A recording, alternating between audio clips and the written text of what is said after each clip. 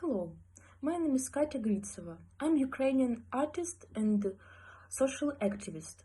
I was born in Marioupol, so my blood mixed with the scent and smoke of this industrial marine city.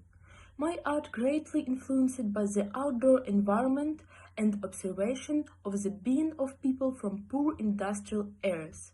I started drawing quite early, as well as noticed how much injustice is contained in the structure of our society. I have always leaned towards leftist ideas. It was only necessary to grow up a little and acquire the necessary knowledge and experience. In my region, nostalgia for the Soviet Union was common. I still like Soviet monumental art, mosaics, frescoes, propaganda posters, and aesthetics in some way helped me become more deeply interested in the political component of communism. Since adolescence, my political convictions have evolved from primitively pro-Soviet to an articulated and conscious activist position. It is critical for me and for Ukrainian left to dissociate themselves from the Soviet Stalinist past of our country. Therefore, I believe that socialism must necessarily be anti-xenophobic, sensitive to grassroots movements and the real needs of society, environmentally friendly and sharply pro-feminist, which means democratic. Of course, I believe that a revolution is a necessary measure to move society forward, but for effective activity, a political movement must be flexible and adapt to the objective conditions of a particular country situation and time. Political views that I already had in high school pushed me in many ways to choose a profession. Recently, I got a bachelor's degree in book graphics and learned various techniques that are now in great demand for working with the leftist media. In addition to illustrations, I often work with fonts, book layouts, and the design of various graphic products. Most pleasant to me is to work with traditional printing techniques such as linocut, calligraphy, and etching. But during the war, my technical and time possibilities were limited.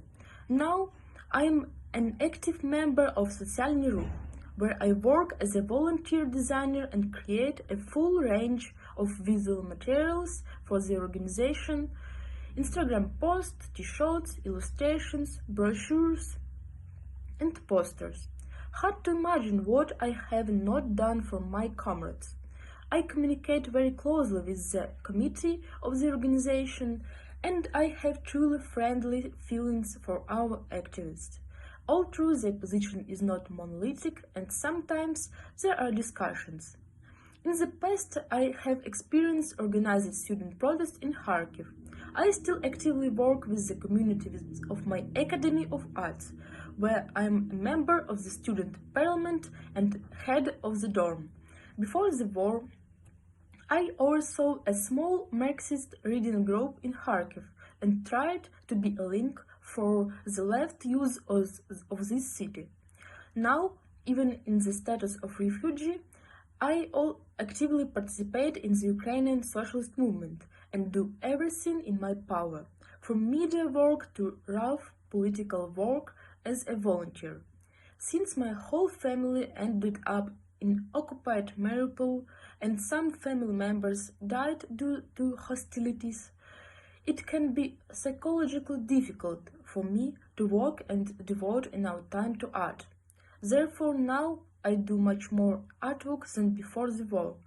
Everyone is fighting on their front, and the main task for me is to popularize the ideas of socialism in Ukraine, create a new recognizable style of the Eastern European left, and of course help our society in opposition to Russian imperialism.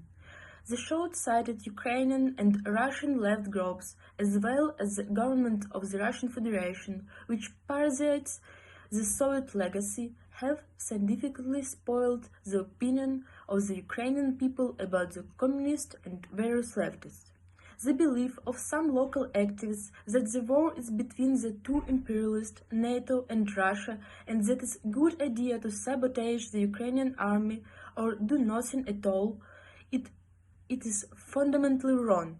Such an opinion moves away from us at the moment of the victory of Ukraine, which is fighting in the decolonial struggle and lending a shoulder to the whole of European society, removing the left from popular support, depriving the Ukrainian left movement of the opportunity to develop.